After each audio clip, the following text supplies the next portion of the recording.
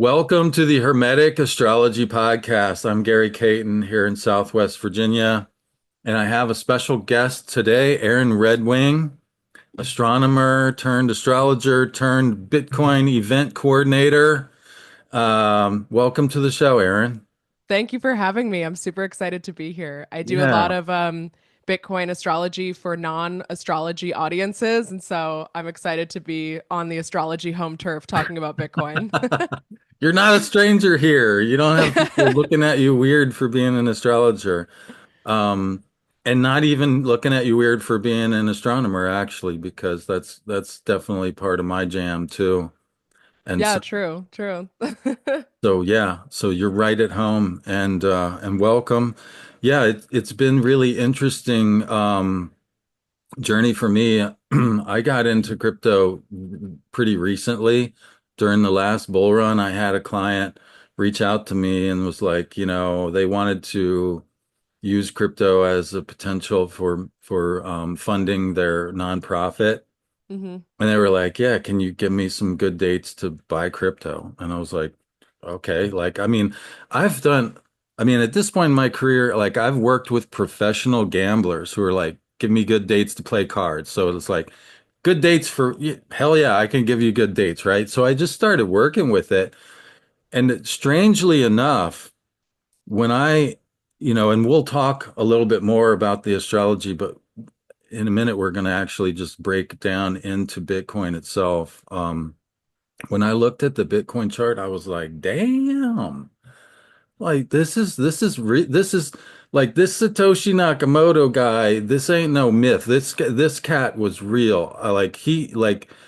I was like, as soon as I looked at the chart, I was like, okay, you have my attention. And then I started, playing with it, and the date that I gave this dude, I nailed the exact bottom in the middle. You know how there was a double top last time? I nailed the Yeah. exact date. Well, I was one day off. It's like, but that's pretty freaking exact. Yeah, And I absolutely. was like, oh shit, like I just got sucked into something. I knew it. I knew it, and I was like, oh fuck, man, I'm gonna be like I'm gonna get like all Virgo like obsessed with this now, and of course that's exactly what happened. And I've been playing with NFTs and like magical NFTs though, uh, Yeah, yeah. and all kinds of stuff. So it's really cool to be able to like um yeah, mix those crowds together and see what happens. So it's exciting. So let me just ask you some really kind of stupid questions for the benefit of people who haven't been like obsessed with this for what, like 3 or 4 years now, like I have. Or how long has it been for you, by the way? How did you get into Uh, I got Bitcoin? into it at the end of 2020. So I guess like a little over 4 years for me. So I'm not like an OG by any means. Okay. Yeah. All right.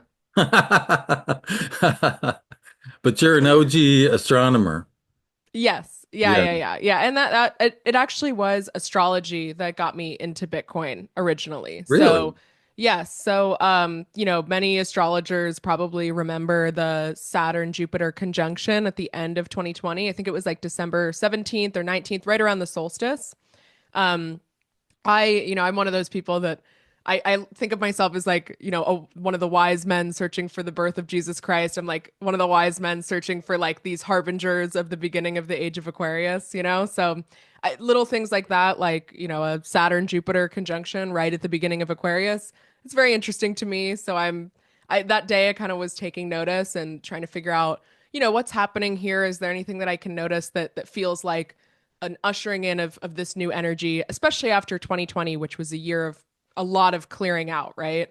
Yeah, The recovery from the Saturn Pluto conjunction that kind of right. started things off. Yeah. So, so at the end of 2020, I was kind of thinking, okay, we've done all this clearing out, and like, what is the new energy In that's coming in at alchemy, this we call time? that stage of clearing out. That's the first stage of transformation. We call that the nigredo, the blackening. When everything turns Okay, to shit, then you have to change. People yeah, generally don't change unless it turns to shit, right? So that's the interesting. nigredo. So yeah, you're post Okay, nigredo, and the next stage is called the albedo, where the light enters the darkness. So there was this aha moment, right? yeah, Yeah. exactly. So I was just kind of noticing things that day, paying attention, and I had a widget on my phone that had stock ticker prices. I had Robinhood downloaded on my phone, so I Hmm. just had it on my homepage when I would flip through, and I was flipping through, and I looked and I saw, oh my gosh, Bitcoin is back up to its all-time high of 18,000. Like that's an interesting thing to happen on this day. And Mm. I was at the time I was like that I saw that I was actually driving out to the beach to Talk view about the a harbinger. conjunction. I mean, Exactly. 18,000, it Exactly. was gonna 3x from there or three and a half. Yeah, Yeah, right. Because 2021 ended up being then that next, kind of big run up. And so, yeah, I kind of just took a note like, okay, I'm gonna go enjoy the conjunction. I watched it right over sunset at the beach. It was nice. very beautiful. And I was like, when I get home, I'm gonna like look into this. And when I got home, I kind of looked up Bitcoin astrology just a little bit.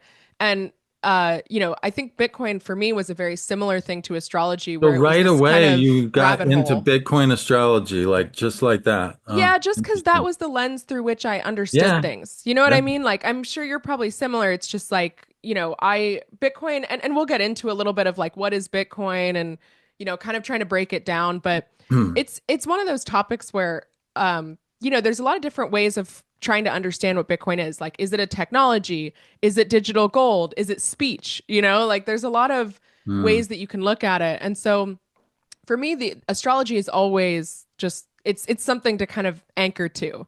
Yeah. And what was cool about Bitcoin is that Bitcoin and any sort of blockchain has this like very exact astrology. Like if you look at the astrology of a country or a company or There's like a all these political different movement, charts. Do we look at the leader? Do we exactly. look at the moment? And like, when did they sign the Declaration? Nobody freaking knows when they signed the Declaration of Independence, Yep, dude. exactly, So that's exactly. why I And use a Surya Lagna. I use the sunrise chart because it's like I'm not going to speculate about when they signed this yeah, stupid. right. 5:16 p.m. or No, whatever the Sibley chart says. no.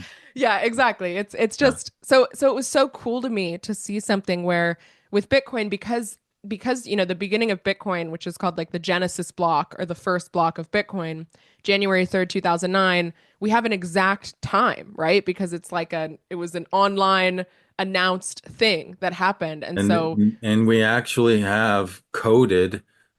It's coded, but we have the headline of the London newspaper. And so we right. have the Yep. location. So what do we need? We need a date, we need a time and a place to create a chart, and it's all there in the Yeah. Genesis block. It's incredible. And so for Yeah. me, like as an astrologer, I was like, oh my gosh, there's so much here. Like this is so much to work with. I think the person that influenced me the most of the time, there's this astrologer, Matthew Swan, who had written kind of a Bitcoin astrology article, I think for like Astro Twins, Astro Stats, something like that, and I Mm. his article was just really kind of laying out like here are the dates, here's what's going on, and that was like that sucked me in. Like I owe a lot to Matthew Swan for just kind of putting it Wow. all together in the right way for He's me. like a pop Um, astrologer guy or something. yeah, I actually interestingly, I think he only writes for Astro Twins. He's an older guy. Interestingly, like I kind of started talking to him on Twitter, after that article, and I randomly met him in person like a year Wow. ago. It was so bizarre. Like I was giving a talk like a block away from where he lives. Like it was just completely random and You bizarre. know So what? I kind You of know think what there's just else some is weird crazy stars about aligning that? thing. I mean, you probably know this, right?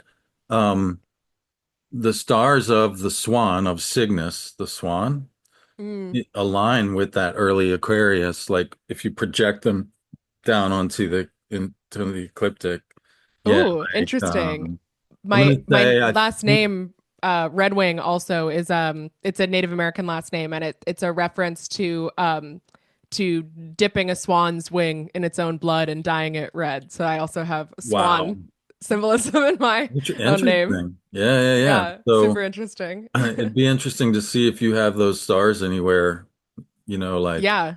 yeah, yeah, Yeah. yeah, in your chart or something. See, this is why astrology just sucks you in. You know what I mean? Like it's like how can you resist this? Like it's so interesting. Um Yeah, because it's mythology, right? And it's like, and we need those stories. We crave, here's my thing that I often, kind of post kind of funny memes about, but all joking. I mean, but the thing is, I'm deadly serious about it. Yeah, it's a meme and we can laugh. Like, I post this meme where, it's like Darth Vader and he's saying, I am your father. So above Darth Vader, I put astrologers, right? And then Luke is down below and I put astronomers and he's going, no, no. But it's like, that's the truth, dude. Astrology is like the father of modern astronomy. Like that's the facts, right? Yeah, Um but what happened is that, astronomy got into this materialistic paradigm of and divorced itself from the spiritual, and that divorce, that emptiness, that soul, that hole, that where soul in spirit used to be, we crave that now after 400 years of living without it, and Nietzsche proclaiming God is dead. I mean, humans have always needed that, they've always needed that connection to something bigger. And, absolutely. and so now Absolutely. we fill it with politics and, whatever. But this idea that astrology, is myth making, I think, yeah, that's why it's so much fun and why it's so, and that's why, like immediately, you went to let's look at the chart for Bitcoin, like what's going on here? What's the story? Because we Yeah. we crave that. It's part of who we are. We've lived that way for thousands and thousands and thousands of years. I totally agree. Oh my gosh, there's so many directions I could go with that thought because that's kind of a big thing for me. As I said, I work in kind of astrology for Bitcoiners, and Right. so And I'm sure I'm one of their questions is, why the hell should I why care? would I care? Yeah, exactly. And I Well, think the thing, why do you care about Shakespeare? yeah, yeah. Well, or Well, or movies, whatever your favorite, it's the same thing. Like that's why. Like you yeah, need that. I think it's like the way that we understand things. I've noticed this even with Yeah, like reading a very compelling fiction novel versus someone giving you like an article or a nonfiction book to read. Like when you viscerally experience something, that's how you learn it. And I think myth making is just it just seems like it's an integral part of the human psyche. And I mean, absolutely. to kind of bring it back to Storytelling. Bitcoin, Yeah. like I think that we're in this time where a lot of the myths of the most recent kind of monotheistic religions are starting to die out, and that's not to say they have no value or that people can't derive meaning from them still. Of course you can, but I think as a whole we're kind of going through this disillusionment with kind of you know the Christian myths and sort of those kind of like big religious myths. It's funny And I how think right much. now we're in this process of like making new myths, and that's also what brought me a lot to Bitcoin is I mean, there is literally like the immaculate conception myth within Bitcoin, right? It has this pseudonymous creator who disappeared and like doesn't really exist, maybe, it's an His incredible wallets story. exist though, His so wallets like, exist, haven't moved since 2015. If he well, ever moves that money, he's like the sixth richest person in the world or something, right? So it's really for now. interesting. Yeah.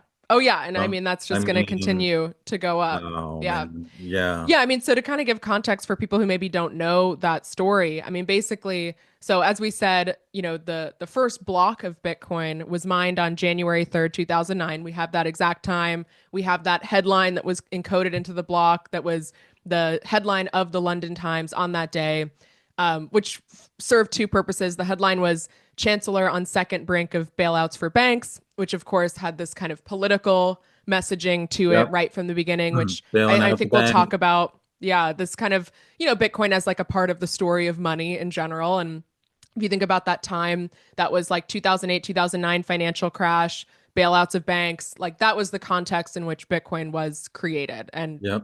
I think even in the chart, you see that infusion of so much Capricorn energy into Yep. Bitcoin's chart. I think So Satoshi was an insider. I think he was a TradFi guy I think so too. gone Yeah. rogue. Totally. Yeah. Because Yeah. Capricorn, like that's insider energy, man. 100%. Yeah. Yeah. So, Yeah. so, Bitcoin it's coming out of this time period of like, Pluto in Capricorn and Bitcoin itself has Sun in Capricorn that January 3rd. But The And Bitcoin Mars, wasn't completely started. Yeah, Mars there as well. Bitcoin wasn't like Jupiter. just dropped on January 3rd. It was a white paper that kind of explained and sort of invented or discovered blockchain technology. That was October 31st, 2008. So basically, like there was this gestation period of like conception to birth from end of October to January where Satoshi Nakamoto, pseudonymous creator, he's never been found. No one knows who he is. He disappeared in 2015, said, "Hey, I think it's time for me to move on to other things and not be a central figurehead of this." Like, Wow. by, um, he published this white paper. He sent it out to a bunch of cryptography email lists, basically, people that might have been interested in something like cryptographic money. I love what he Um, said too. He's like, this might, the more people who think alike, it becomes a self-fulfilling prophecy. So you might want to get a little bit just in case. Yes, exactly. And that's why I say, like, is Like, Bitcoin a oh technology? my Is it God. money? Is it speech? Is it, it's an idea in a way. It's kind Yeah. of it's a mind virus is sometimes what I like to call it. It sort of Wow. like infects its hosts. Um, but so, he Mhm. puts out this white paper that it's very simple, honestly. Actually, if anyone's curious about kind of that technical understanding of very, very low level, how does blockchain technology work? We did an episode on my podcast where we broke it down like The Hell paragraph by Money paragraph. podcast. Yeah, so if you're Yeah. interested, like What, that's what probably what's an that easy one way. called? I think that's one of our first Hell episodes. It's Money literally called like, podcast, white yeah, how many paper podcasts, edition. Bitcoin white paper, something Okay. like that. Yeah, yeah, yeah, Um, yeah. but that paper is short. It's maybe 4 or 5 pages, and it's literally just explaining this is how you do trustless money. That's Right. what it is. And that So, that's really the basis of what yeah. blockchain is it's and maybe you'll be interested in this as kind of like the hermetic side, but to me, the way that I look at it is just the very simple invention of blockchain technology is transmuting human greed into a trustless financial system. Like you are incentivized by greed to participate in the system because by mining blocks and by verifying blocks, you get more of the currency, whether that's Bitcoin or whatever. And then what that does is by everyone participating through that like greed incentive model, you create the system where no one can cheat each other, no one can create a fraudulent transaction, no one can rug you, no one can steal things from you, whatever. And I do feel like there's this going back to the myth making thing too, there's this sense of like, what is it that we worship in the 21st century? Money. We worship money. That's what our entire civilization is built around at this point. And so wouldn't it kind of make sense that there's this sort of transmutation around money or this kind of like spiritual revelation, if you will, around money? And it's just, I don't know, there's something I It's think pretty for far out. people that are Yeah. interested in that myth making And stuff, this there's really idea, so much there. yeah, this idea, so one of the things that Satoshi, there was a few problems that this idea of like, how do we do peer-to-peer transactions? So peer-to-peer meaning, me, Gary, you, Erin, I want to send you $100 because you did something for me and I want to pay you, or you sent me like, I don't know, some product and I want to, we want to have an exchange. How do we do that? Um, in a way that like one problem was like you can't have a double transaction, right? Because as soon as you have a Hmm. double transaction, then like then you get triple, quadruple spending the same money over and over again dilutes the money and destroys Right. the money. So he solved that problem. But the trustless aspect of it is really is really kind of like the genius of it is that there is no bank like typically if I send Aaron like money, like let's say like a lot of my customers right now, I use PayPal as a they'll send money to PayPal, who then sends money to me after they take a fee. That's the third party. That's the person we're trusting to verify the transaction and complete the transaction. And so there's a trusted third party that we're saying, and but here's the thing, can't really trust them all the time No, because they might say, no. Gary, guess what? We don't like astrologers anymore. We're going to you're going to lock your account. You don't have access to your money anymore. And guess what? Like, there's no PayPal court, like and this has happened to a lot of people. They've been deplatformed by these various.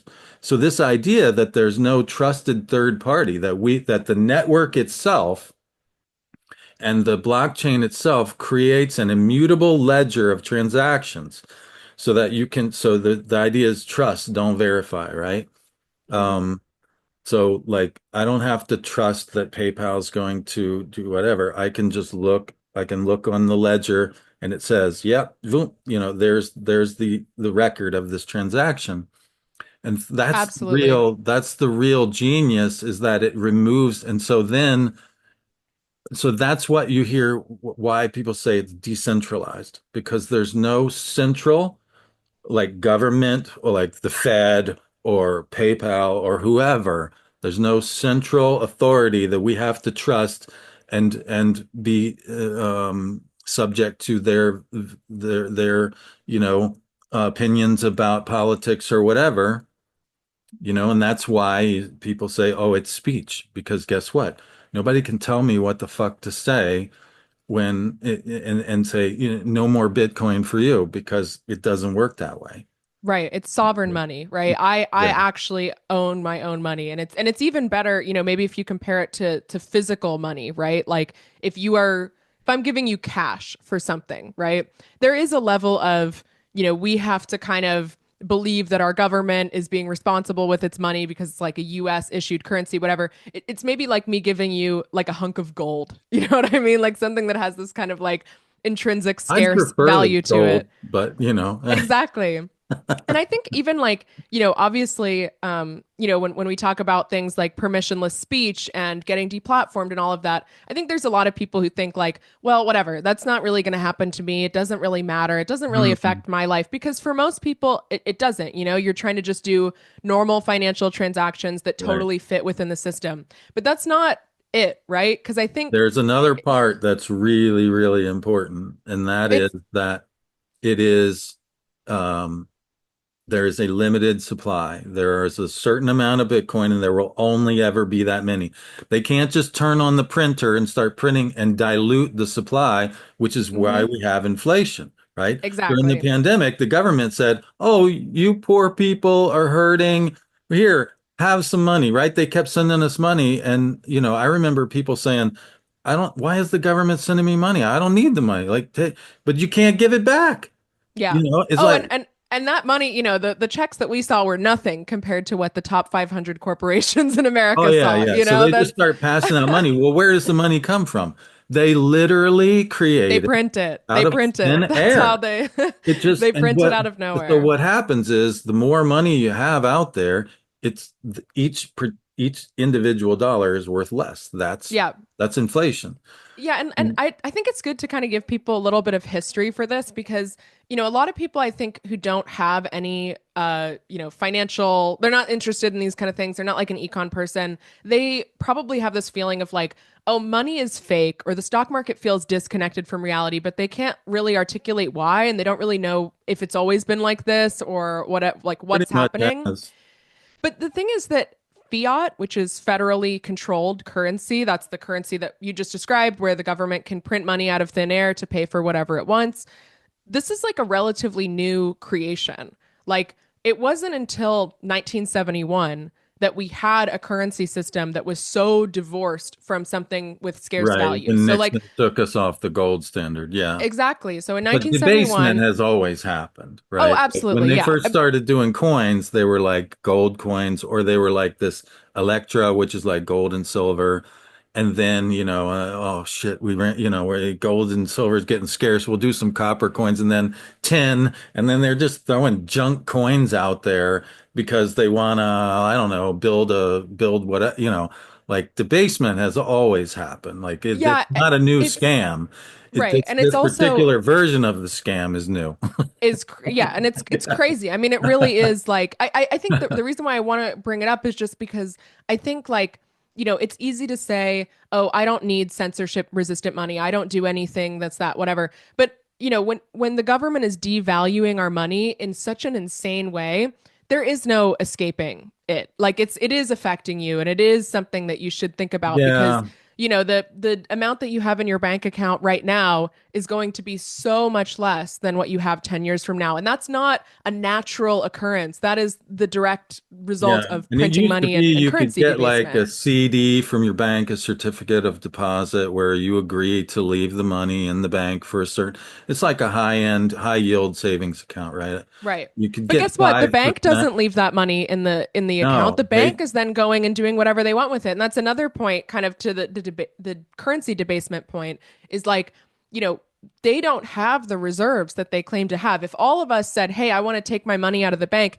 they don't have it. They don't no, have the money. So it's the don't trust verify thing is like I can always Satoshi, who's the largest holder of Bitcoin, should he ever come back and move his coins, could move his coins in 10 minutes, right? He could spend his money, he could do whatever he wants with it because it's all there. It's not sitting in some, questionable deposit where they're right. actually giving it out here and Or there. it's not It's all invested there. in some kind of Weird derivative scheme. scam that Yes. I mean, that's the weird thing. They want to call Bitcoin a scam, but meanwhile, the same people that used to call Bitcoin a scam were engaging in derivative market scams Hmm. and then when the housing bubble burst, they got freaking, caught with their pants down.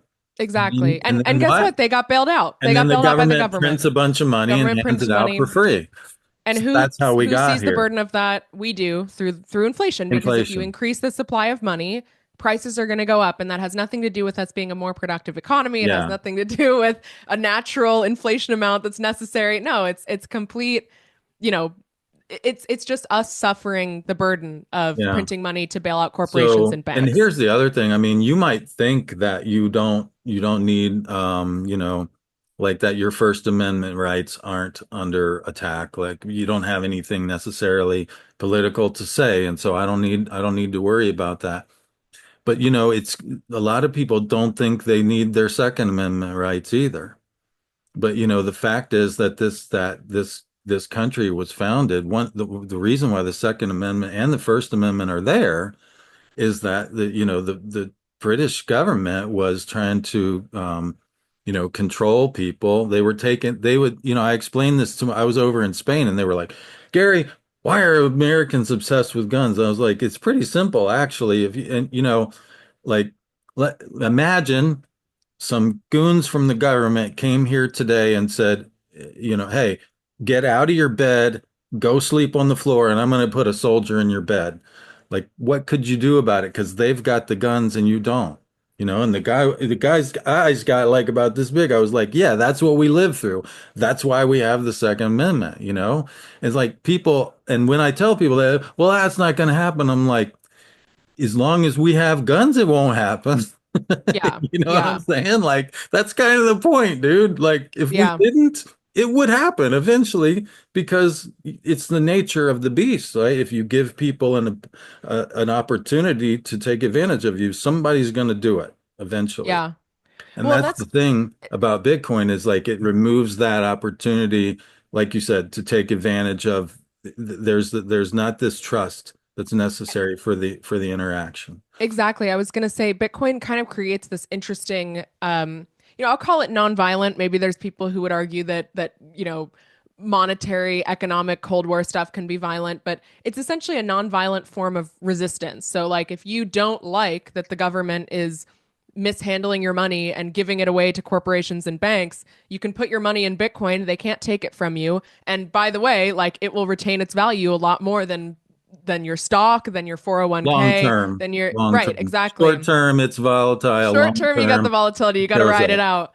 But it, Yeah. it ends up being essentially this form of resistance. Like for me, when I was, as I said, astrology got me into Bitcoin. At that time in my life, I was feeling very like I know that the world doesn't work. I know that the country is not in a good place, but I don't really know what I can do about it or anything that I can really believe in.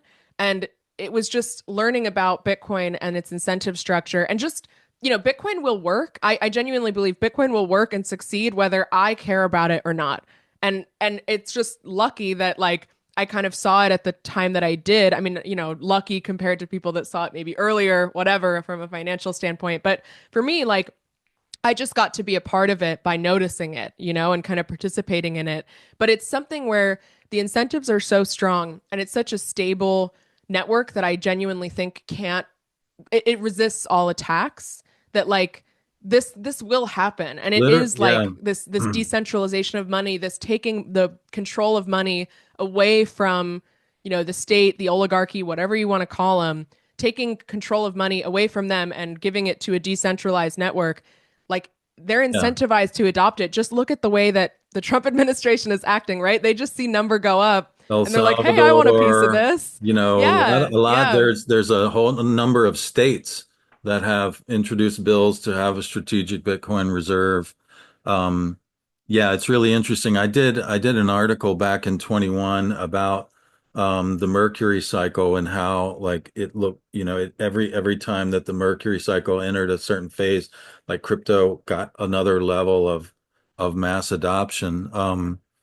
So what do you think? Did we have we covered like what is Bitcoin a little bit enough to start talking astrology or no? Yeah, let's get into it. Let's get into Okay. it. So um I love that you use the word sovereignty because it's one of my favorite words, particularly with respect to Leo. And I've Mm-hmm. been using it a lot because one of my things in astrology is I'm a Venus devotee, and Venus has an 18-month synodic cycle. And we define the cycle by the place where Venus first becomes visible. Astronomically, we call that the heliacal rise. Yeah. So the previous heliacal rise of Venus happened in the sign of Leo. And so we've been on this journey together, and I've been over to Spain talking to people about of this idea of reclaiming our sovereignty, because that's a Leo theme. And so, go figure when you type in, again, what do we need for an astrology chart? We need the date, the time, and the place. And the Genesis block happens to have all three of those things. And so, what do we get when we plug that in? We get a Leo rising chart. We get Leo as the sign rising in the east, the horoscopos. Um, and it's kind of fascinating in a couple ways because so you think about the idea of sovereignty with Leo, but then you also think about like, well, that's the king. That's the centralized authority. Like, what are you talking about here? Like, this is supposed to be decentralized. Well, the next thing you notice is that you have the south node of the moon exactly conjunct the ascendant. And the south node of the moon is the place where the moon crosses the ecliptic in a downward fashion. It's also called the descending node of the moon. So there's like this energy that's sort of setting. Imagine that it's like moon set in a way. It's like this, and or sunset. It's like this, something's passing away. And so there's this sovereignty, symbolic, but there's also this um, separation from this idea of that sovereignty being, belonging to the government or some centralized authority or whatever. And Yeah, so, yeah. I think, like, I mean, again, what I was saying about kind of Bitcoin transmuting human greed into something that creates like a system where we can't fuck each other over with that greed, right? Like, I think right, it's a similar thing um with individualism, which is another thing that I think, if it has that south node in Leo, then it has the north node in Aquarius, right? And I think the idea of sovereignty, of ego, of individualism, that's the conversation that's going on between Leo and Aquarius. And they just have different interpretations of it. Like, if you connect it to the tarot cards, the sun versus the star, right? The yeah, star is still the center of its own solar system. The star is still a sun, but it has this kind of recognition of its own place in the network, and its own place relative to other people around it. Whereas Leo is just like, hey, I'm the center of my own world. Everyone can dance around me. So I think like that the kind of transformation of the South Node in Leo into the North Node in That's Aquarius beautiful, is Aaron. I also this like that. maturity. Yeah, I Thank like you. that. As I said, I think about this shit a lot. So this is That, so my bread and so butter. you're familiar with the Golden Dawn correlations then to the signs Yeah, and yeah, stuff. yeah. That's awesome. Yeah, Absolutely. I love it. Yeah, and then, so um let's pull up the chart here for a minute so that people can see. So actually what I'm going to do, yeah, I need to,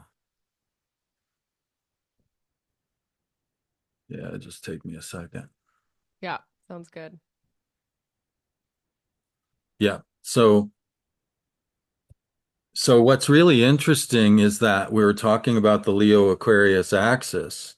And so we have Leo rising here, and this is the symbol. It looks like an upside down croquet widget if you're not an astrologer.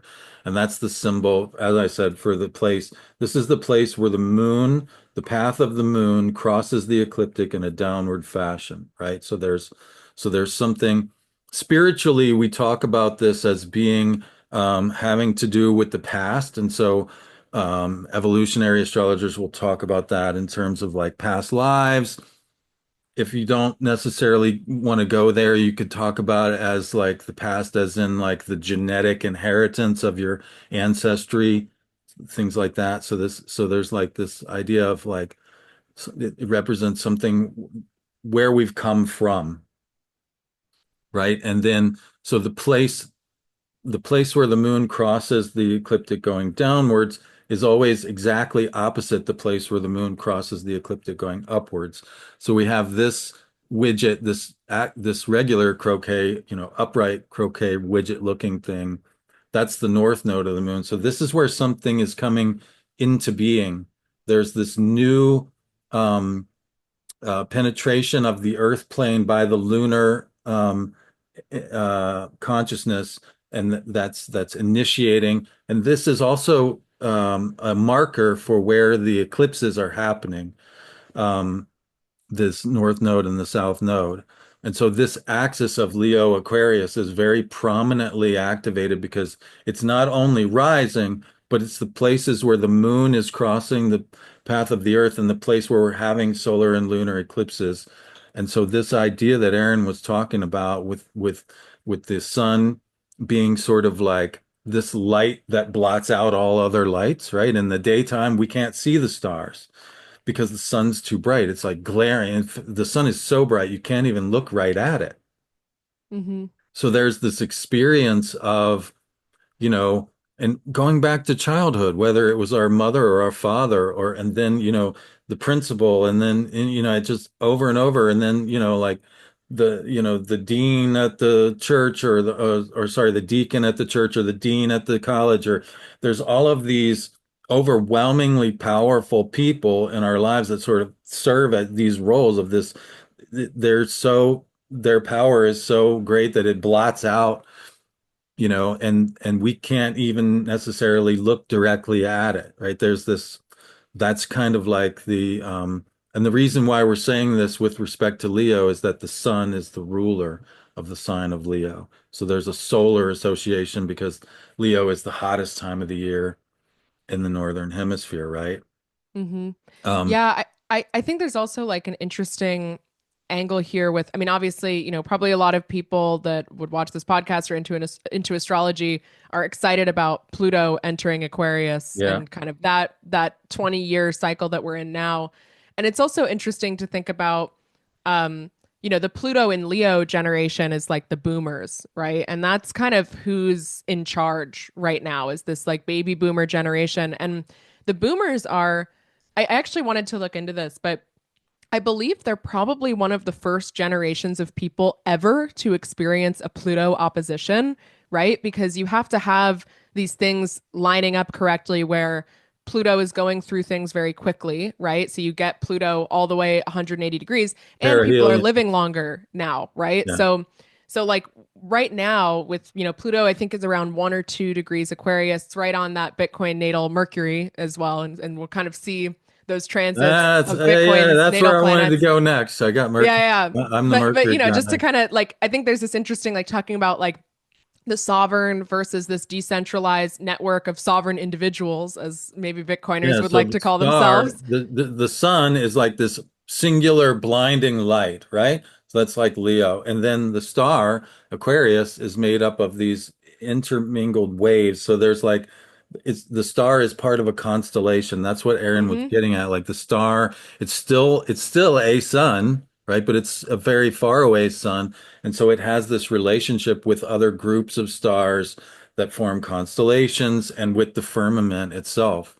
You know, Yeah. so there's But this, it doesn't lose its own individual sovereignty. And I think that's the yeah, beautiful thing with Aquarius. And, I'm a Leo myself, so I'm more on that side of the spectrum. But I think that's the maturity of ego that Aquarius offers to Leo is like this acknowledgement of like, hey, you don't have to give up what makes you you in order to be understanding of your position in a community or a network of people. Like you can still yeah. be a sovereign individual and not only have the world revolve around you, you know? And that's like the wisdom of Aquarius. If Aquariuses are able to access it, I feel like that's like the most evolved like version of the Aquarius archetype. Yeah, in fact, to me, there's a lot of talk about Aquarius, and we'll have to have a whole separate talk about the age of Aquarius, by the way, because I Absolutely. got my own ideas about that. But I'm an Aquarius rising myself, and you know, I feel like I've lived Aquarius. And one of the things when people start talking about Aquarius, and they kind of lose me. One of the things I often want to, is I want to say, if you really want to know Aquarius, go be homeless for a while, because to me, like this idea of community, like just because, like, for instance, people will say on X, the astrology community. I'm like, look, just because there's a lot of astrologers on here does not make it a community. That's not Hmm. what makes a community.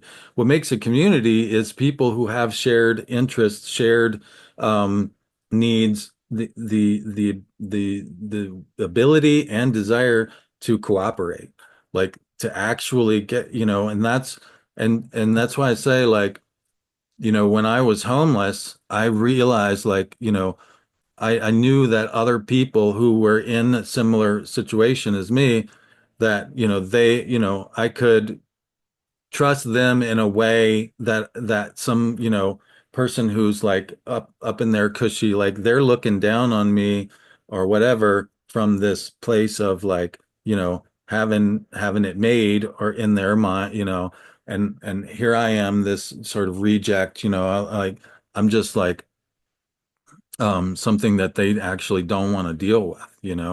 And so there's no community there. Like, we don't treat our home, like, it's actually illegal to sleep as a homeless person. There's nowhere you can sleep other than a homeless shelter. And if you don't want to deal with that mess, then anywhere you lay down just to get a night's rest, it's illegal.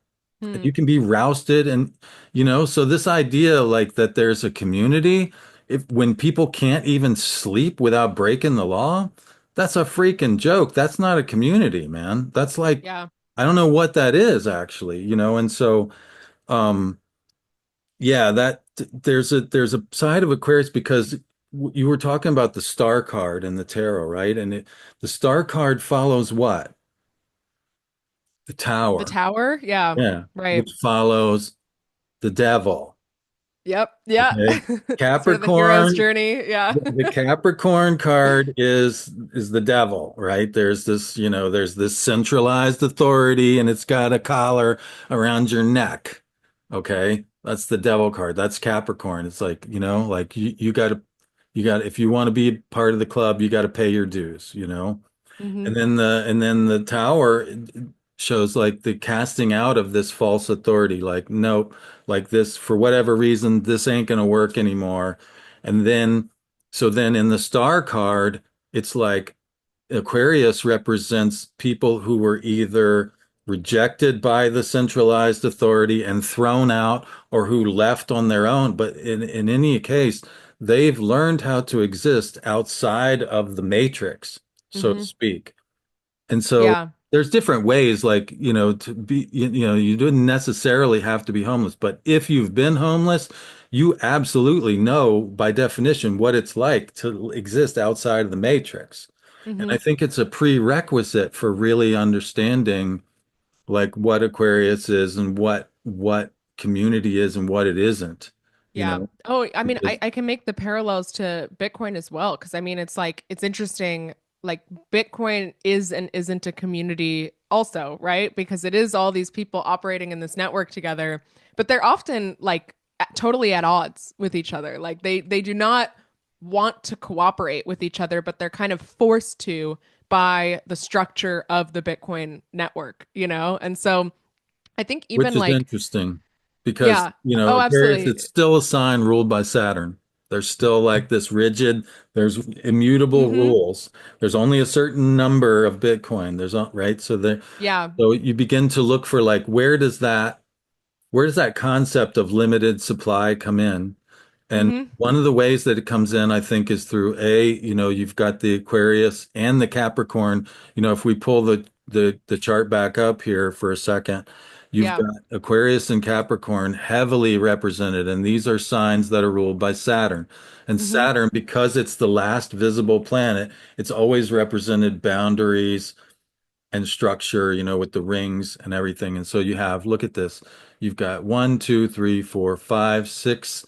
You know, if you count the north node of the moon, you got seven planets, seven bodies. They're in the signs ruled by Saturn. So there's a Hmm. very hard limit on the number of Bitcoin.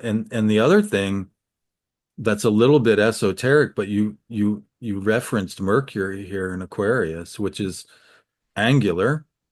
That is, Mercury has just crossed the horizon. It's just setting, and it's the only planet in the chart that is angular besides the nodes.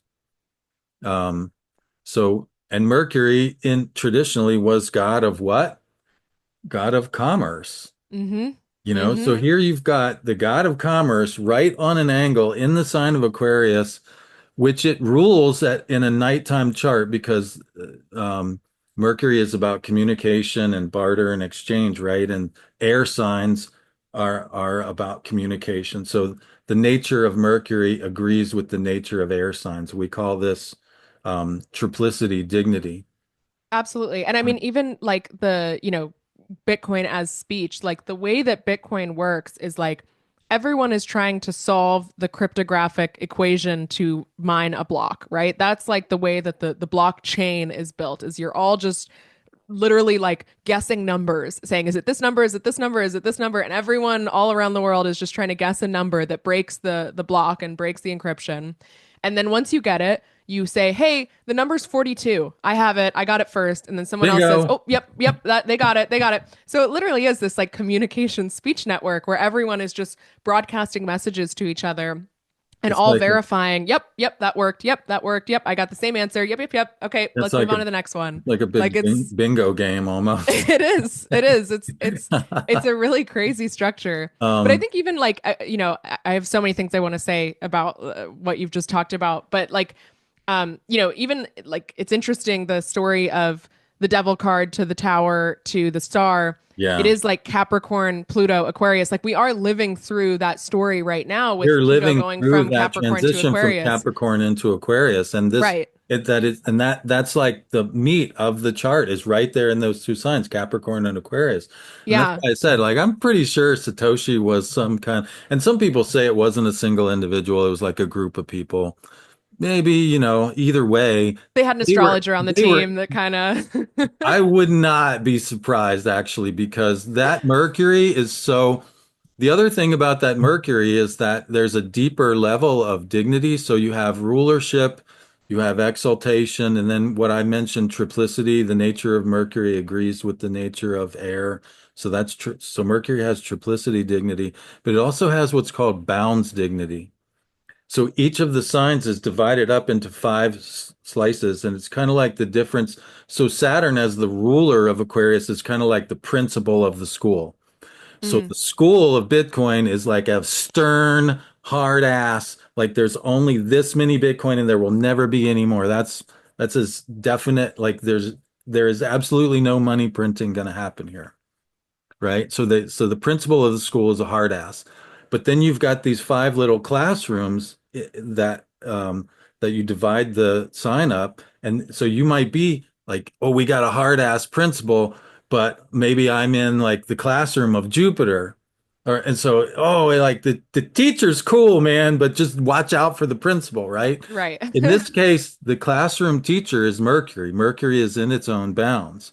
And one of the nature of bounds dignity in astrology is that it sets the limits. The a planet in its own bounds has the ability. So there again, we see this idea of like, okay, there's a hard limit on the number of Bitcoin that can be mined. And there's a cycle, there's a halving event that happens about every 4 years. And there's like, and so Mercury being dignified, like that's when I woke up, because being trained in Hellenistic astrology, I just lucked into, I was hitchhiking and found my way to Berkeley Springs, West Virginia, where this, like uh, translation project, this like world-renowned translation project happened to be happening in Springs, West Virginia. I happened to hitchhike my way there. So I got trained in Hellenistic astrology like really early on. And when I looked at this chart through a Hellenistic astrology lens, I was like, holy shit, man. Like this is the real thing. This is really powerful Mercury, and it's so it's got dignity, it's on its angle. And like you said, it's in that early part of Aquarius, which has just been recently activated by the Jupiter Saturn conjunction, and now it's getting activated by Pluto. And Yep. it was like, wow. And guess what else is there, Aaron? Hmm. Besides, I mentioned the stars of the swan that are like further up, a little closer, there's another bird. Take a guess what bird, the stars of what bird might be there I around don't know. Tell me. the eagle. Oh, interesting. What's really fascinating, I just posted this on my X and my Facebook and social media, whatever. At noon on January 20th, right? Inauguration. If we Mm-hmm. look to the south and we follow the meridian, right? We look to the south and follow the meridian straight up, we find the star Altair, the Alpha Aquila, yeah. Altair is the name of the star. Aquila is eagle.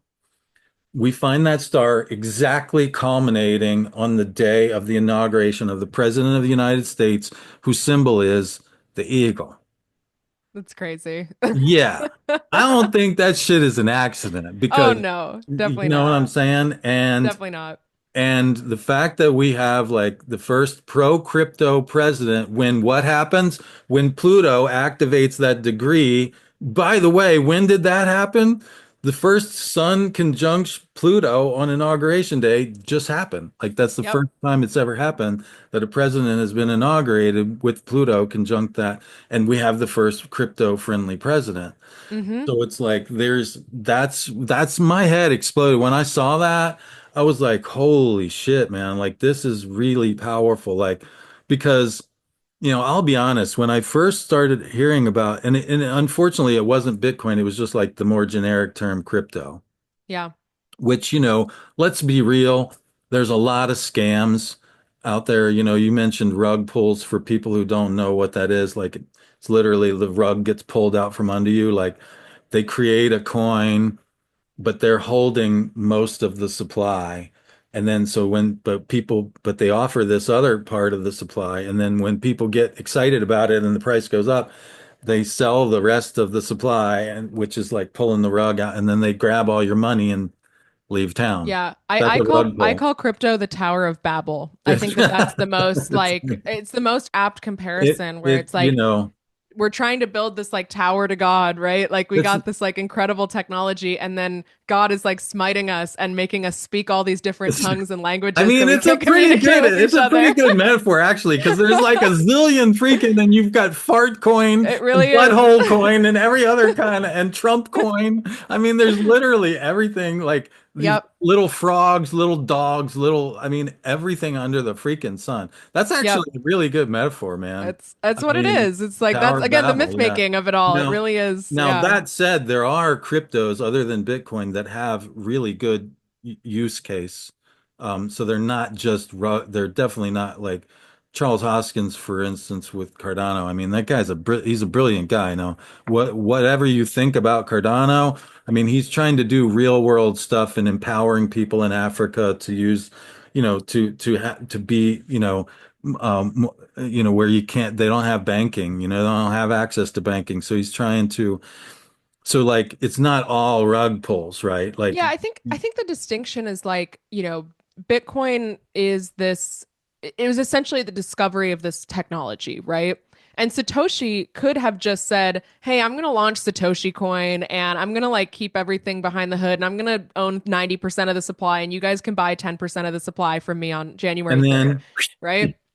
Like it that could have launched that way, and that's essentially the way that every single cryptocurrency launches, including, by the way, these projects that maybe do have these interesting technical fundamentals that could be, a good use case of blockchain technology.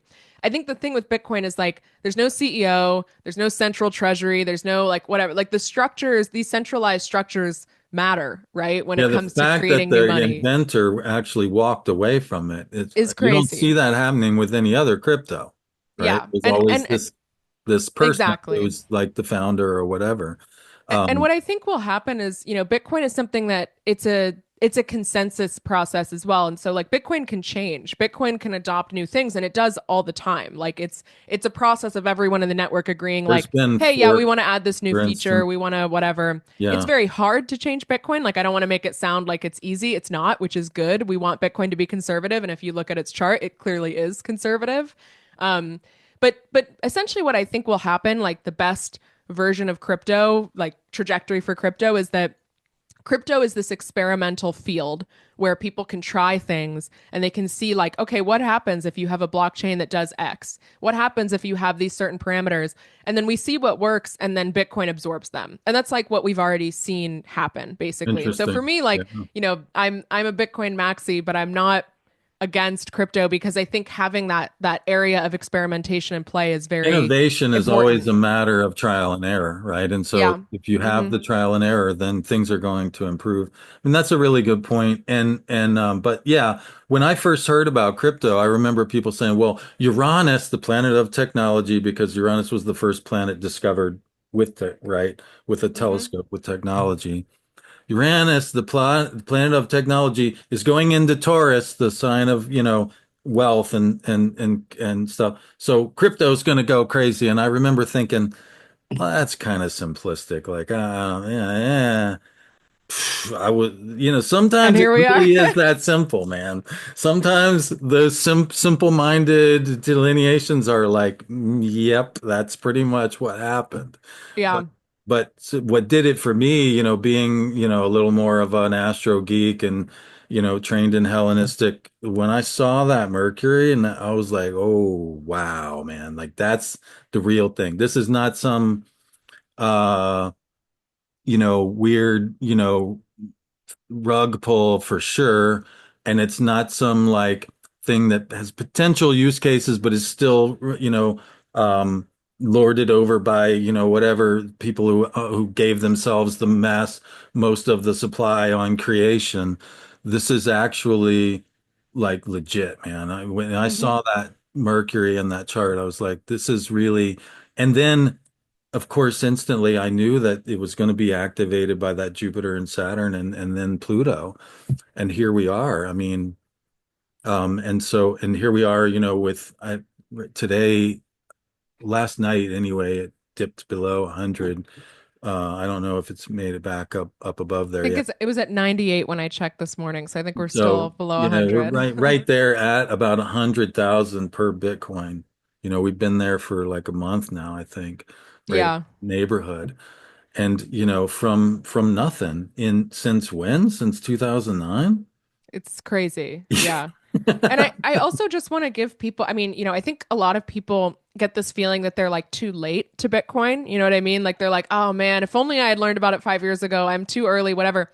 If we reach the point where Bitcoin is at the same level as gold, right? Like most people don't own gold. Some people do, and gold is obviously still this stable reserve of I got a lot value. more silver than I had gold, but yeah. Right. But if let's say Bitcoin gets to the place of being digital gold, like kind of that equivalent market cap, that's Bitcoin at $800,000 per Bitcoin. Like that's the equivalent. It's like a, 10x from here, So basically. whatever money you put 850 in to a million. today, you would be 8 times Yeah. richer at that point. Yeah, and I think it's just like, whatever to just give kind of the pitch because I do think it's one of these things where just people who aren't into financial whatever, they think it's like kind of fake. They think, it's just like the world of money is evil, money is the root of all evil, whatever, all that kind of Yeah. stuff. Like right now, the way that people save money is either through accruing debt, which is getting a mortgage and buying a house. Like you're basically putting yourself into indentured servitude, debt You know what servitude. mortgage, you That's know what what it the is. word mortgage means, by the way? What's Mortgage, death something, right? What death is grip, yeah. death Yeah. grip.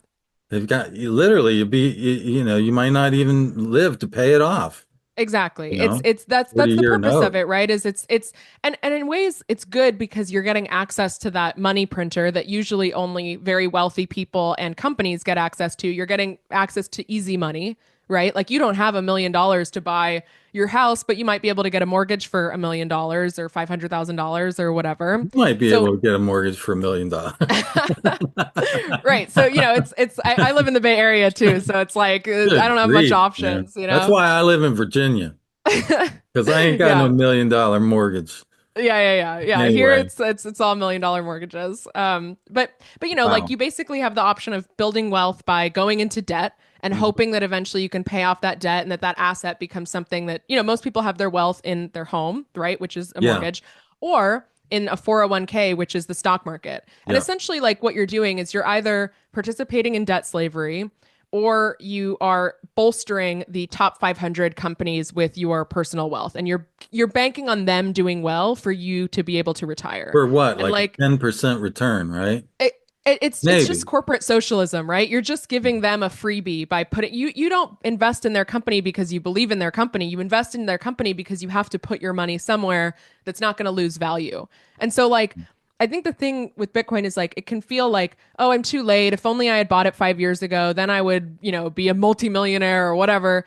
But it's really just a safe place to harbor your money long term that you actually own. Like you're not trusting Yeah. anyone to harbor it for you. You're not bolstering anyone's company or, going into debt or whatever. You're literally just like it's like buying gold and putting it under your mattress. Like Yeah. that's what it is. And And like if we get to the point of Bitcoin being digital gold, which I think we're further than that. I don't think Bitcoin is just digital gold. I think that's one aspect of Bitcoin. hmm, Like that is Bitcoin at around like 850 to $1 million per Bitcoin. So like you are still very early still to pretty early, Bitcoin. you know.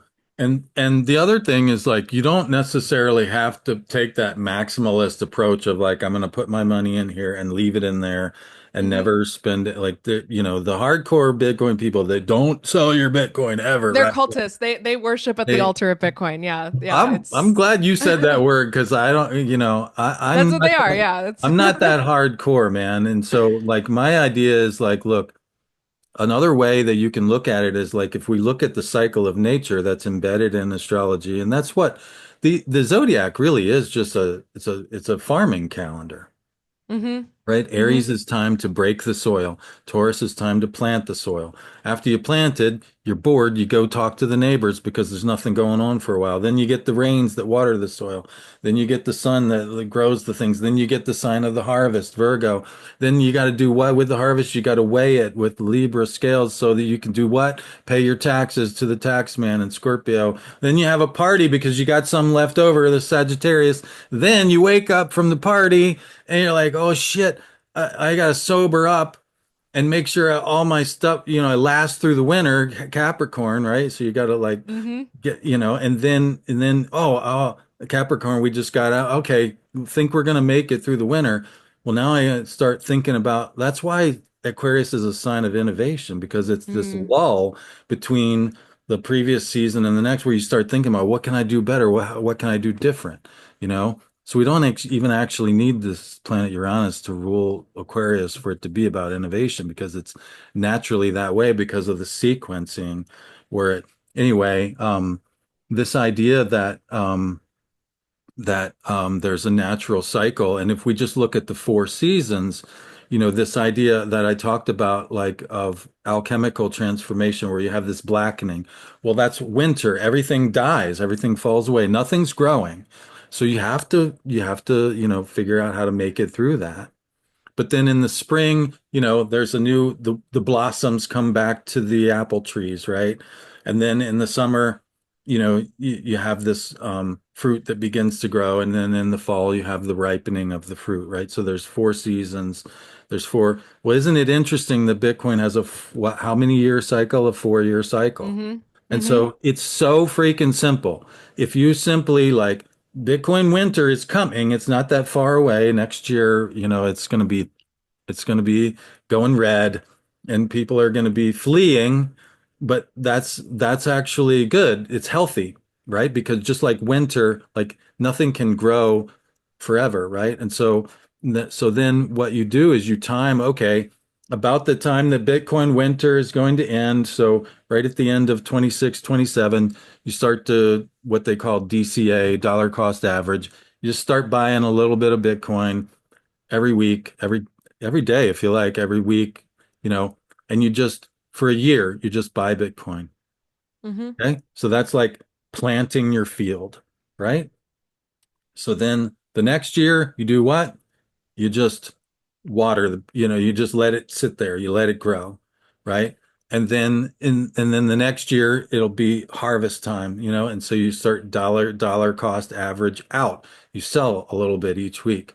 You don't have to know, like, is the price up, is the price down? You don't have to know any of that stuff. If you just follow the 4 year cycle, you dollar cost average in, let it grow, dollar cost average out. And then during the winter, you can just let your money sit in what's called stable coins. You're earning 4% or 4 to 10% interest, which is way better than you're going to get at a bank. And then you start the whole cycle over. Mm-hmm. That's Yeah. another very legit way to do it. And you don't have to understand hardly anything about finance or anything like that. So there's a lot of different approaches. I'm not poo-pooing the maximalist approach at all. I'm coming around to it, actually, truth be told, like just starting to see, like, just kind of holding on to it.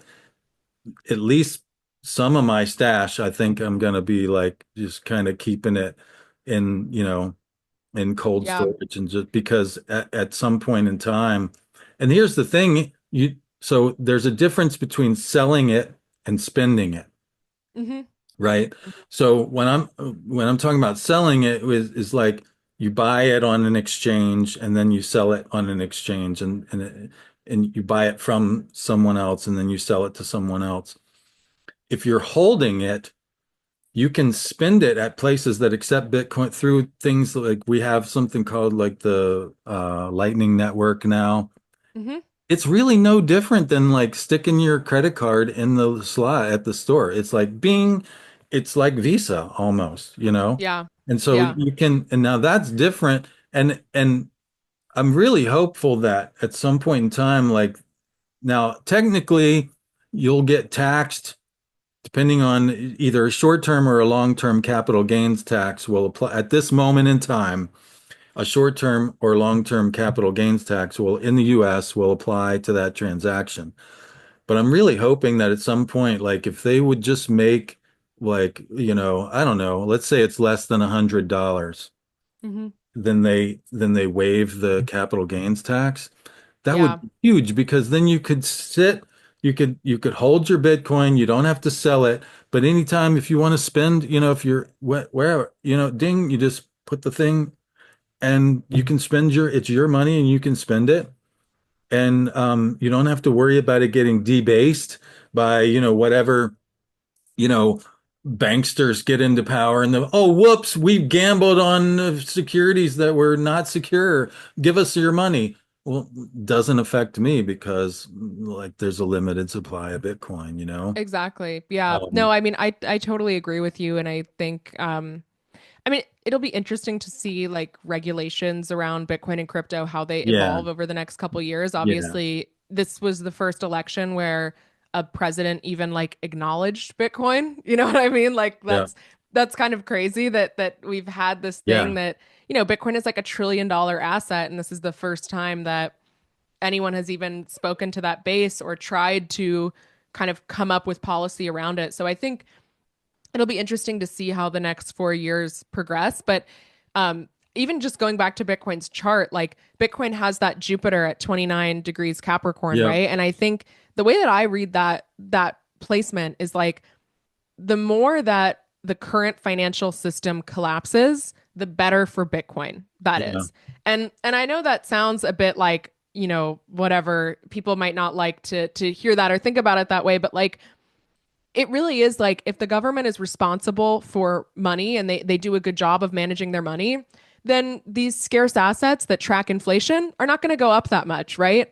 What you see with Bitcoin, the price rising, is essentially you're just tracking currency debasement. Like that's what's happening, right? The government prints money and Bitcoin price goes up relative to the price of the US dollar because there's now more US dollars. And like I think like it's interesting to have all those Capricorn placements for Bitcoin and especially that Jupiter right at the end of Capricorn. And that's what we saw with Pluto going between Capricorn and Aquarius over the last couple of years is like we're seeing the collapse of an old system and the emergence of a new system on the back of that collapse. It's fueled by that collapse. And I Yeah. also like that Bitcoin has that Venus at 0 degrees Pisces because it kind of has the framing of Aquarius on both sides, right? And like if you think about the time that we're living in right now, we have Pluto going from Capricorn to Aquarius. That's kind of like the on the level of decades, kind of like astrological time that we're living in.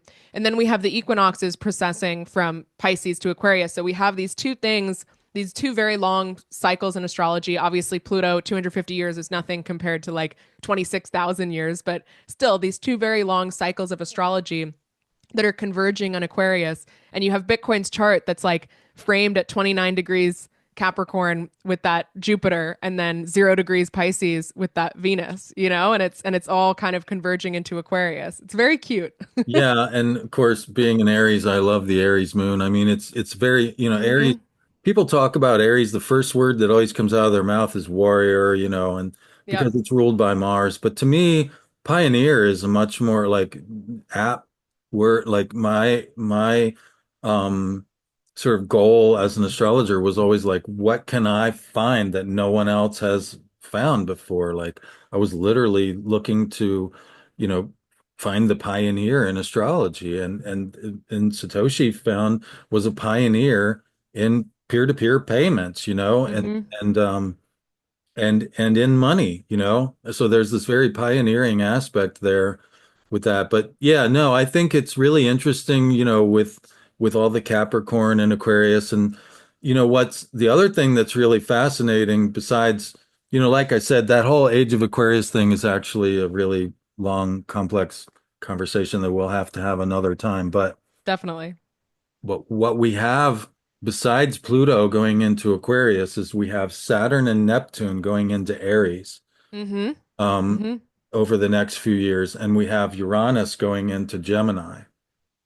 And so they're all going to be there's going to be it's pretty rare for these long moving outer planets to change signs, and when they do, that usually signifies a change in the zeitgeist of the spirit of the times. Yep. Now, Yeah. when we have Yeah.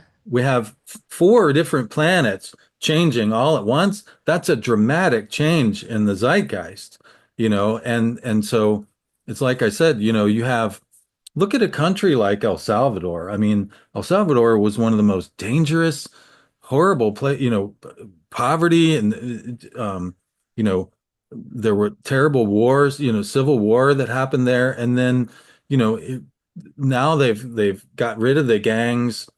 They've embraced Bitcoin, and it's like one of the safest places that you can go visit. It's remarkable the kind of turnaround that can happen, and on you look at places like tech hubs like Singapore. I mean, there's a similar story. It's over a little bit longer time frame.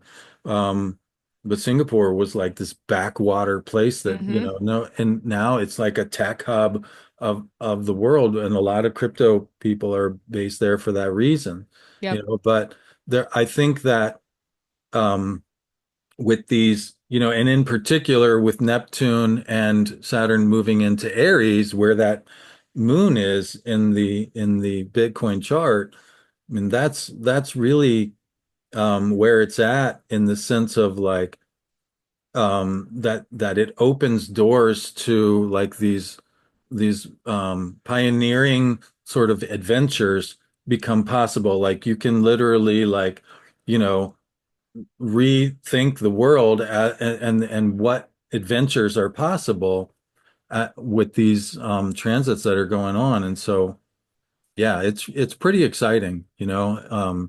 There's a lot of possibilities here. I know a lot of people may out there may be like, you know, wondering like, are things, you know, you mentioned the word collapse, for instance, you know, as we witness the collapse of, and collapse is a little bit of a scary word, you know, people might, oh, you know, generally speaking, collapse on a civilizational scale is a relatively slow process and for an individual human lifetime, Yep, right? I mean, absolutely. you know, for instance, you know, I was born in 1968, and so kind of like on the back end of the post-war period where America, because we survived World War II with our infrastructure intact, we did really well.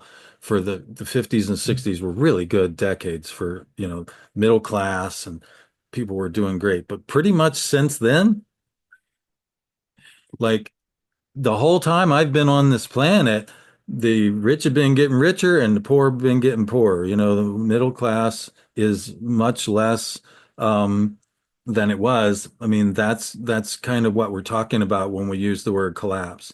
Like Hmm. it's more like decay or deterioration, you know, than just this sudden like the tower thing necessarily. I mean, yes, there's always tower moments as something begins to break apart. There's these moments where it's up, it's a little more broken than it even was, yeah, but it's not just like completely sudden, you know, sort of apocalyptic or any, you know, that's not necessarily what we're Absolutely. talking Yeah. about. Yeah, I Um, think also like, I'm glad you brought that up because I think for me, what's exciting about astrology is the longer term cycles. Like, I think if you can view history or economics or society through these long term cycles, you get a better idea of like just the time in which you're living, and we are living through extremely exciting times. As you said, like it's crazy to have Pluto entering Aquarius, Saturn, Neptune, Uranus, literally all of the outer planets are entering new signs between this year and next year. And it's just, I think like, yeah, we get these kind of tower moments, right? We get these yeah. like collapse moments. And Like for instance, the Berlin Wall fell when what? When Uranus and Neptune were conjunct in the mhm, 90s, right? So that was just two outer planets coming together. And now yeah, we have four of them all kind of doing something in concert. It's like, absolutely. yeah, Yeah. so the Yeah. Berlin Wall falling was a tower moment, but it wasn't necessarily, I mean, it wasn't even a total collapse for Russia even. Obviously, they're Mhm, still there. You know, they rebranded themselves. We can argue about whether they're really a democracy or not, but right. um, Yeah. you know, Yeah. yeah, it's a relative term, I guess, is what we're saying, you know. Yeah, so I think we're gonna, if I look and we could talk about the Age of Aquarius, we could talk about 2025 astrology. We should probably talk about them somewhere else at some Another point for time, both those yeah, things. But we're going but long I here. think if you look at the astrology of 2025 and 2026, you do have these kind of like tower moments, but really like I think the perspective is to think about even just the next 20 years, if that's like a conceivable time frame of like the Pluto and Aquarius time frame, like I think a lot of people have this very doomer perspective about technology, whether Black it's social pill. media or Yeah. AI, or, maybe people feel that way about cryptocurrency or whatever. And, they have this idea of the future as like, oh my God, like someday we're going to have a chip in Dystopia. our brain that Yeah, like tells yeah. us what to think and we're not going to think for ourselves. I'm like, I already have that. Like, I already have the chip. It's just in my hand. You know I what I don't mean? And I don't got one of those. you don't? Good for Nope. you. Nope. For Never me, got like, one of those.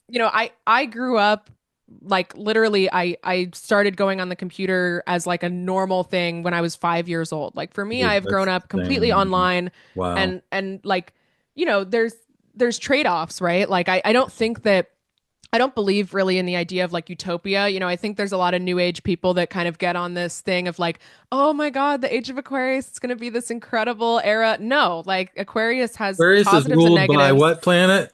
Exactly. Like Saturn's Saturn. coming through, But like Saturn it's was the planet of a golden age, actually. So that's interesting. But Yeah, why was it's it a golden age? Do you know why it was a golden age? no, why? Because the people were so responsible, they didn't need an authority to make them follow the rules. There you go. Well, Personal no, responsibility. Yeah. yeah, that's why it was a golden age. So it But still comes down to Saturn. that's why I think like, having a little bit of this like zoomed out long-term perspective of like not allowing yourself to be taken for a ride by the latest headline, latest fear mongering, whatever. The way that you are controlled is through information at this point. We are in an Yeah, information economy, and I think like just yeah, even if you can zoom out 20 years, think about how much has changed in 20 years and are you dying? Like are you at the end of your life and everything's terrible? Like no, you just adapted. Sorry, my yeah. cat's getting involved now in the Hey, conversation. cats have that right. They've Yeah. got that Leo me energy. Exactly. Don't forget Exactly. about Yeah. me. It's probably feeding time or something, right? No, she knows when I'm on camera and she wants to be on camera Okay. too. Like Hi, that's kitty. literally What's her name? her name's Nos. Nos. Hi, Nos. Hi, pretty kitty. I Adjusting her had, in her seat. But yeah, so like I think like all these transformations, like even Bitcoin, right? That's like 2009 was not that long that's ago what in I'm terms of saying. And like, now we're at 100,000. Like, wow. yeah, You a, know? a lot will change over the 20-year period. And Yeah. I think you can focus on these tower moments as being like, oh my God, like this is the end of the world. But it's not. It's just this long-term transformation that will happen over our lifetime. Yeah. And, But it's this is where I also a get a little bit moment of into the, liberation, right? Like I said, like you were that's in the the star devil card. card, That's the star and then card. you Yeah. got to get to the star card. You got to go through the tower to get there. Like Yeah. part of Absolutely. it's part of the deal. There's Absolutely. like this Yeah. liberation from these things that were, and my experiences, we hold on to like it's like that term, the devil right? Mm-hmm. We'll make peace with the devil we know forever until we're forced not to. And Yeah. then and then we go, oh my God, we feel like we're victims, but we've been liberated, man. Like, I fought like crazy so that I wouldn't have to leave Western North Carolina because I love that place. I lived there for 20 years. But after the pandemic, the prices, everybody wanted to move there because now everybody can work from Mm. home and blah, blah, blah. Prices got out of hand. I couldn't afford to live there anymore. I was bummed, man. And so I moved across the border into Virginia, and then, they got hit by that hurricane and everything and I was like, holy shit, I was liberated from like I had my personal tower moment before, and now like I don't have to deal with all that, And so I Yeah. think that's the other thing is like these tower moments in the moment, it seems like a calamity, but and this is Jung talks about this all the time, is like it takes these seeming disasters to liberate us to the point where we can, live a different life, because we're not gonna live a different life when everything's going great. It's like I Yeah. said in alchemy, it's got to turn to shit before you'll change, man. So Yeah. so yeah, I mean, collapse is a relative word, and it's not always a bad thing. Like it's the same way with retrogrades. Like retrogrades can be a pain in the ass, but oftentimes they force us to try different things, and now we've learned and grown in the process, and so it's more than a silver lining. It's actually like evolution or something like that. Yeah. Yeah. And the only constant is change, right? Like it's Yeah, like you kind of have to ride that wave. And I feel like that's also, I mean, that's what astrology is, right? Like an ephemeris, it literally just translates to like a moment, like a daily transit. You just get that one snapshot, that one moment, and then the planets move and they'll never be in the same position that they were before. And I think like I feel so lucky that astrology kind of came to me and took over my life in a lot of ways because I think without astrology, it would be really hard for me to make sense of what's going on right now. But yeah. if you know that all these Planets planets are are moving into changing new signs. The signs, shit's it's gonna hit like, the okay. fan, like loosen up, do some yoga, breathe, baby. It's gonna be Yeah, all pay right. attention, just notice Yeah, things, don't yeah, worry too much about like ascribing like this is this crazy moment, I don't know what's happening and everything's like no, no, no, it's just Pluto changed signs.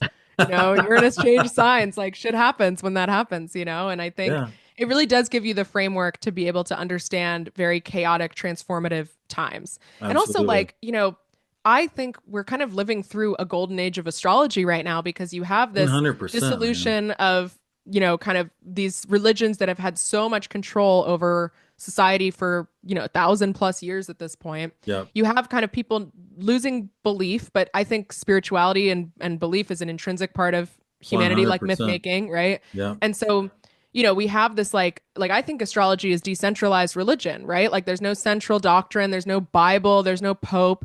You kind of learn it and you come to the school of thought that resonates with you the most, and then Yeah. you develop your own spiritual belief system. And Yep. with the advent of like the internet and computers, like we have access to so many charts. We can draw up a chart like that, Yep. even just thinking about that compared to 100 years ago being an astrologer, like Dude, compared it's to 30 crazy. years ago being an astrologer, I drew charts by hand when I started, That's okay? it's it's Like, that's how it's old I crazy. We am, we but we really are in like a golden age, and like absolutely. it's And it's I awesome. love It's what a you said, like at my, when I as a personal consulting astrologer, two of the best things I can do is serve as like a priest or or a rabbi or whatever, like a religious, sort of counselor, reminding people of what's sacred and reconnect, helping them to reconnect with the divine and so forth.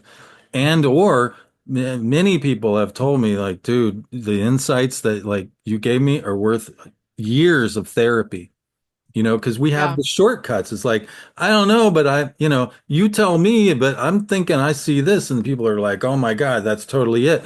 And to get there, like just talking to somebody would have literally taken like weeks or months or years. yeah. So it's an incredibly powerful tool. And one of my friends, when I first moved to Asheville, his name was Kelly Lee Phipps. His book was called Celestial Renaissance. And he talked, and I thought, Renaissance, like, you hear people talking about that stuff. And it was kind of like the Uranus and Taurus thing. I was like, yeah, he was right, man. Like there's all of a sudden, like when the millennials got a hold of this stuff. See, the millennials are such a they're just bigger. There's more of them, so many more of Hmm. them than Xers like me. When they got hold of it, it's kind of like the boomers. They're a lot more similar to boomers than I think they want to realize. But Oh, absolutely. do you Absolutely. identify as a millennial, I'm Gen by the Z. way? Yeah, Okay, I'm Gen Gen Z. All Z. right, so I can say that without pissing you off. Yeah. I'm like, I agree. But when they got a hold of it, like it really did, like I was like, oh my goodness, like wow, there's a lot more possibilities now. Yeah. So I 100% agree. I think we're going through a renaissance, and it's not an accident. The thing that you mentioned, the 20 years that you mentioned with Pluto and Aquarius, that Jupiter Saturn conjunction in Aquarius was the first Jupiter Saturn conjunction in 800 years. And guess what was happening 800 years ago? You remember that translation project that I told you I stumbled Hmm. on? There Yeah. was a huge translation project because air signs are about what? They're about communication. And so there was all this translation, and all that translation in the 1200s led to what? The Renaissance. Because there was all this information available to people. And so I don't think it's a stretch at all. Like I said, when my friend said it, I love that guy. And I was like, yeah, yeah. But I was thinking to myself, yeah, nah, I believe it now. Like he was dead on with that idea. And we're in it. We're living it. We're privileged to be alive at a time when there's literally this golden age, renaissance, whatever you want to call it. Like, how Yeah. lucky is that?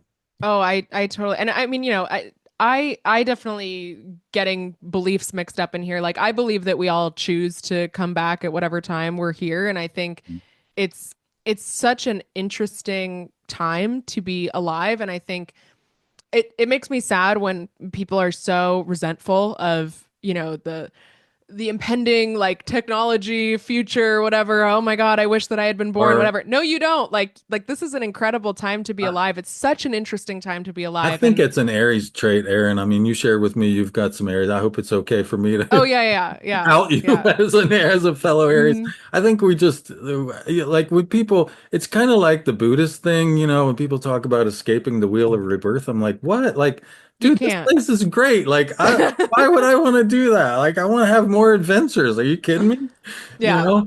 So absolutely. I'm with Absolutely. you on that. And that's probably a good place to end because we've already uncorked several other conversations Definitely. to have Definitely.